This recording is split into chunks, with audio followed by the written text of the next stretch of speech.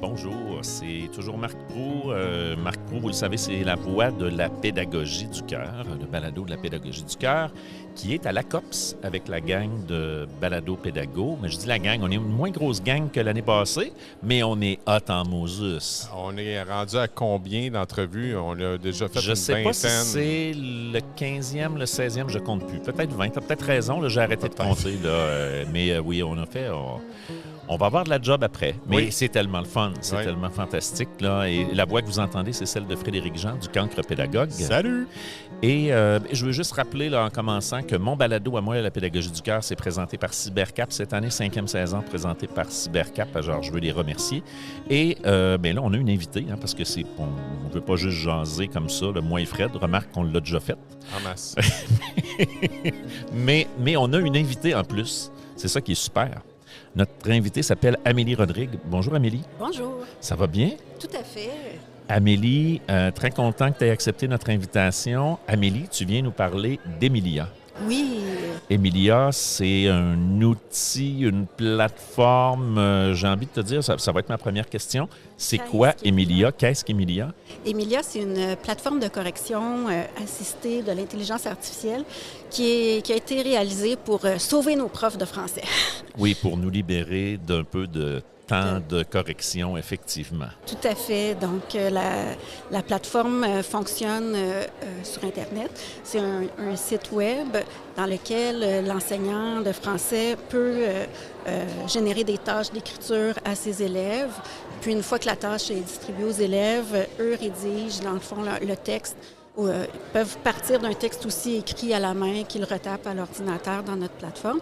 Puis, une fois que le texte obtient les exigences de satisfaction des élèves, est envoyé, dans le fond, aux mains d'Emilia, à ses bons soins, et elle en fait une première correction, validation, codification des erreurs. Super. Avant de plonger puis d'aller plus loin là, sur Emilia en tant que telle, je veux juste quand même prendre le temps de dire un peu qui tu es. Amélie, toi, chez Emilia, tu fais partie de l'équipe comme conseillère pédagogique qualité du français. Exactement. Et de ce que je comprenais avec ce que tu me disais, l'équipe a grossi parce qu'au départ, là, Emilia, c'était un projet qui a été mené au Collège Sainte-Anne? Oui, dans le fond, c'est au Centre d'expertise et d'innovation pédagogique. C'est initié par Stéphane Côté, qui est maintenant directeur adjoint à la recherche et développement, toujours au Collège Sainte-Anne. Puis, il est parti du besoin criant là, des enseignants de français pour créer cet outil-là qui fait la correction des textes des productions écrites. Et bon, puis là, je reviens, tu me ramènes là, j'y retourne directement dans l'outil. Moi, évidemment, ça m'intéresse. Moi, je suis prof de français. Remarque que je t'annonce tout de suite, je ne me servirai pas d'Emilia. C'est pas parce que je veux pas, c'est parce que ma carrière se termine au mois de juin. Là. Donc, il est un peu tard pour que j'embarque là-dedans, mais je trouve ça quand même très, très, très intéressant. L'outil, il va corriger, mais j'imagine qu'il offre de la rétroaction. Là. Il va bâtir des commentaires, il va donner des pistes d'amélioration à l'élève. Tout à fait. Dans le fond, une fois que la correction est proposée par Emilia, il y a toujours la validation là, de l'enseignante qui est une étape là, obligatoire parce qu'on ne veut pas reposer là, le jugement dans les mains de notre intelligence artificielle. On le sait que notre Emilia codifie quand même relativement bien, là, performe à environ 90% des erreurs en syntaxe, orthographe, grammaire, qui sont bien codifiées. Par contre, l'enseignant est toujours le meilleur juge là, pour déterminer là, dans sa correction s'il retire une erreur ou s'il change la catégorie d'une erreur. Puis, une fois que l'enseignant valide cette correction, le texte n'est pas tout de suite envoyé à l'élève. En fait, il y a une petite période d'attente où l'enseignant là, peut ajouter des commentaires audio ou des commentaires écrits à même le texte. OK. Puis, une fois que l'enseignant est satisfait, mais que toute cette démarche-là lui prend 4 minutes au lieu du 15-20 minutes de jadis, il est prêt à envoyer les textes corrigés à ses élèves qui, là, eux, reçoivent un bilan, dans le fond, qui correspond à leur profil scripteur, dans lequel les erreurs qu'il a commises sont identifiées. Puis, ça lui permet de savoir dans quels critères d'erreur il devrait avoir quelques ajustements à faire. Puis, les commentaires audio sont toujours appréciés de la part des élèves. Il y a toute cette richesse-là qui, d'une production à l'autre, aussi bonifie le profil scripteur de l'élève qui prend une ampleur significative. On parle d'intelligence artificielle. Tous les modèles d'intelligence artificielle, c'est des modèles qui s'entraînent. Oui. Donc, j'imagine qu'au fur et à mesure que vous faites travailler Emilia, elle va être meilleure. Oui, dans le fond, Emilia, déjà, depuis 3 ans, c'est vraiment amélioré. Déjà, les critères 1 et 2 en français qui sont associés plus à des notions qui sont moins liées à la qualité de la langue.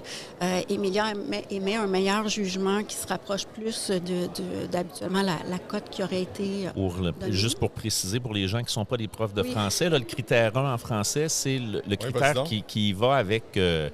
Le type de communication attendu. Donc, est-ce que ce que tu as émis comme texte, ce que tu as livré comme texte, bien, ça correspond à la situation de communication? Donc, mettons que je te demande d'écrire un texte argumentatif, puis de type... on va prendre l'exemple de 5e secondaire. Là, les élèves, ils ont à écrire à l'épreuve du ministère une lettre ouverte. Bien, c'est quoi les attentes dans cette situation de communication-là? Donc, au premier critère, ce qu'on juge, c'est... Bien, à A, bien, tu as parfaitement rencontré les attentes. Le texte que tu fais, là, c'est ça qu'on attend quand on demande une lettre ouverte. Puis à E, tu es complètement à côté, tu ne nous as pas fait une lettre ouverte. Le critère 2, c'est le critère sur la cohérence du texte. Et là, donc, c'est est-ce que tu es capable de faire des liens? Est-ce que tu es capable de faire des transitions efficaces? Est-ce que tu es capable de reprendre l'information sans toujours me redire les mêmes mots partout dans ton texte? Est-ce que c'est vraiment la logique, la construction de ton texte? Est-ce que tu utilises des organisateurs textuels, des marqueurs de relation? Est-ce qu'ils sont pertinents? Est-ce qu'ils donnent un sens à ton texte? Ça, c'est ce qu'on juge au critère 2. Donc, ce que tu me disais, je m'excuse, mais je fais la précision. Mais on voit merci. Français. Oui, bien, je suis en train de corriger, là. Fait que... T'es là-dedans, toi, Marc? Bien, pas maintenant, là, mais hier, j'en ai fait un petit peu. Avant-hier, j'en ai fait beaucoup. Oui, je suis là-dedans beaucoup présentement, là. J'ai une question moi, par rapport à Emilia. Oui. Il y a eu un certain inconfort en lien avec l'intelligence artificielle sur Emilia lui-même à un certain moment donné. Est-ce que c'est résolu, cet inconfort-là? Ou je dirais peut-être par rapport au fait que jadis, on n'était pas hébergé au Canada. Oui. Mais on a fait des changements pour que nos données, tout ça, soit logé. C'est-tu en lien avec la loi 25, c'est ça? Exactement. Oui, la fabuleuse loi 25. On a l'approbation, vraiment, loi 25. Okay. Dans le fond, les données sont anonymisées, ou même j'ai appris le nouveau mot. Oui, tout à fait. Okay. Oui, donc l'élève, dans le fond, c'est un identifiant. On sécurise nos élèves en leur disant ne mettez pas votre nom et prénom. Puis nos enseignants leur disent ne faites pas écrire vos élèves en demandant un portrait là, qui mettra en doute là, des utilisations de données personnelles. Mais je dirais que... Mais vous êtes... excusez-moi, bon québécois, vous virez de bord vite? Bien, on n'a pas le choix. Ça s'est fait vite, Il faut respecter les lois. Là. Oui. Donc, c'est la volonté d'Emilia. Puis les politiques de confidentialité, les mentions légales, tout ça, c'est disponible sur notre site Internet. Absolument. Oui. Bravo. Donc ça a été un enjeu, mais c'est un enjeu qui a été réglé efficacement. Puis bon, on met ça en arrière. Parce que je sais qu'Emilia, ils ont eu chaud. Là. Vous avez eu chaud là, quand c'est sorti. Là, oh boy, ça a dû spinner dans la boîte. Là. Mais en même temps, ça a permis là, de rentrer d'actualiser, dans les valises. Puis, oui, tout à fait. Oui.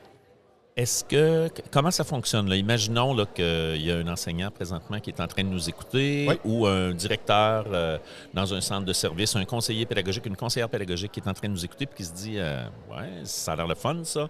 Je sais que ça vient d'un collège privé. Est-ce que c'est juste les collèges privés qui utilisent ça? Comment ça marche là, si je veux en savoir plus? C'est sûr que d'ici environ 2 semaines, notre site Internet, emiliasolutions.com, va être revampé. emiliasolutions.com. Exactement. D'accord. Il va être revampé avec les offres de tarification parce qu'Emilia va être disponible là, pour la rentrée. Donc, une école, un centre de service pourrait se le procurer pour ses enseignants de français. Puis, dans le fond, sur le site Internet, il y a de l'information aussi, des tutoriels pour en connaître un peu plus là, sur le produit. On peut contacter l'équipe aussi pour avoir des démonstrations. Puis, avec la tarification aussi, la formation, le soutien aux utilisateurs là, va faire partie du package deal. OK, donc, imaginons justement, là, je reprends mon même principe. Moi, je suis directeur, là, Et ça donne que j'écoute sur Balado Pédago l'épisode enregistré avec Fred Jean et Marc Proulx.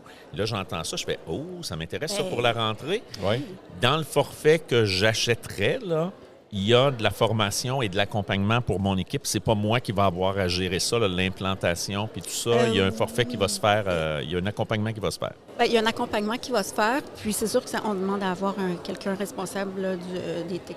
Bien sûr, pour oui.